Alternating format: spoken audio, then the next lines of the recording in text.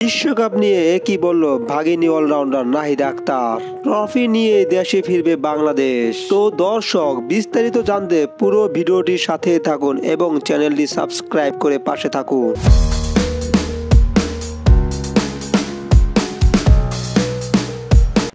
বাংলাদেশের মাটিতে এবার নারী টি-20 বিশ্বকাপ হওয়ার কথা ছিল, কিন্তু শেষ মুহূর্তে সরে যায় ভেন্যু। এবারের নারী টি-20 বিশ্বকাপ হবে সংযুক্ত আরব আমিরাতে। আর এই বিশ্বকাপকে সামনে রেখেই অনুশীলন করছে বাংলাদেশের নারী ক্রিকেটাররা। অনুশীলনের এক পর্যায়ে গণমাধ্যমের মুখোমুখি হয় টাইগ্রেস অলরাউন্ডার নাহিদা আক্তার। বিশ্বকাপ প্রসঙ্গে নাহিদা বলেন, আলহামদুলিল্লাহ, এবার ভালো কিছুই হবে।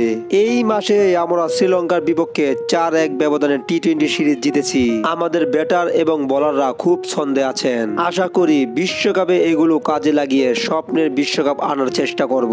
নাহিদা আরো বলেন, এই টি-20 বিশ্বকাপটা আমাদের দেশে হলে আমরা আরো বেশি স্বাচ্ছন্দ্য বোধ করতাম। তবে সংযুক্ত আরব আমিরাতেরও কন্ডিশন আমাদের দেশের মতোই।